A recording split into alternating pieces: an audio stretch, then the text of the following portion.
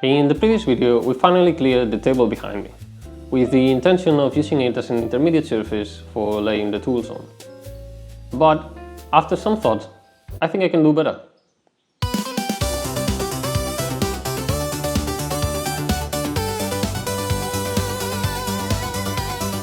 The table itself is already good enough to work on, but I'm not too fond of the legs, so those need to go. The structure is going to be pretty simple.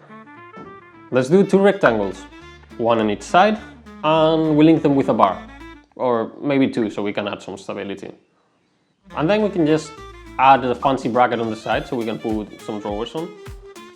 Seems pretty straightforward, but as you know, from concept to execution there's always quite a big gap to jump. For starters, we need a flat surface to work on, which I can borrow from here. Then we need some steel bits to work with, and some slabs to build the drawers out of. It's now done, and it's time to cut them to size. And a nice chamfer between mating surfaces goes a long way to getting nice welds. If you don't have a good surface to weld them on, you can get most of the way there by getting the beams and placing them across 3 points in space. The idea behind this is as follows.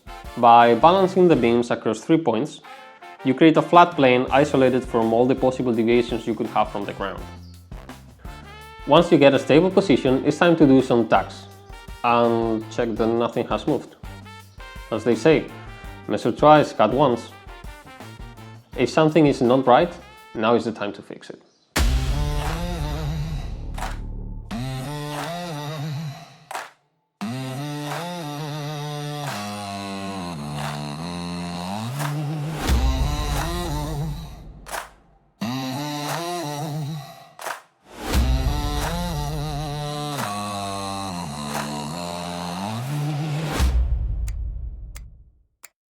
Welds are now set, and they surely are not winning any prizes, but it should be more than enough to just hold this table together, so measure. And you know the saying, right? If you all seem pretty, a grinder and some paint makes you the welder you ain't.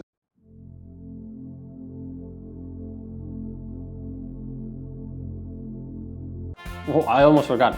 I also need to tap some threads on the underside so I can accommodate some adjustable legs later.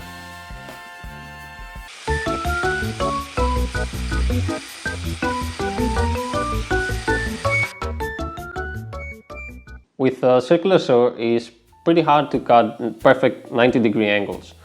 So you need to think of where to place the parts so you can get with the circular saw all the way from one point to the next one.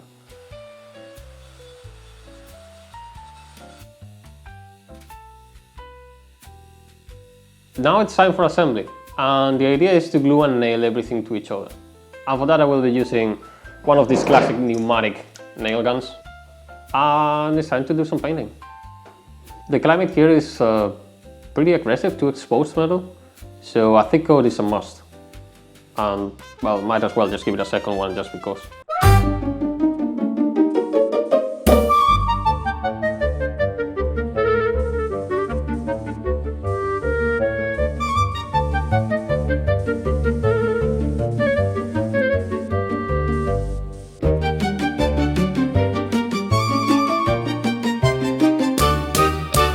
Now it's time for assembly, and thanks to the pre-drill holes I made earlier, it should be just a matter of bolting everything down.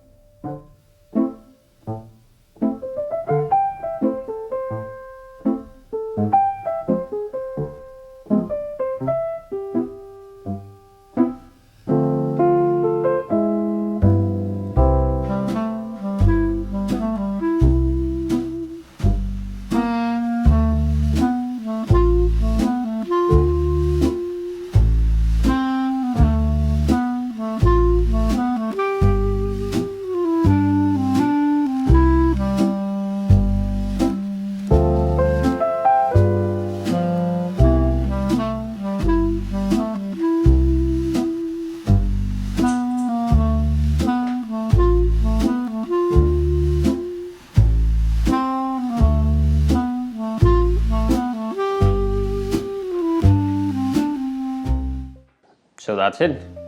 Both the table and the round corners have a really nice and smooth finish. In the end, the drawer handles are not as out of place as I thought initially, and the table height seems to be quite comfortable to work at.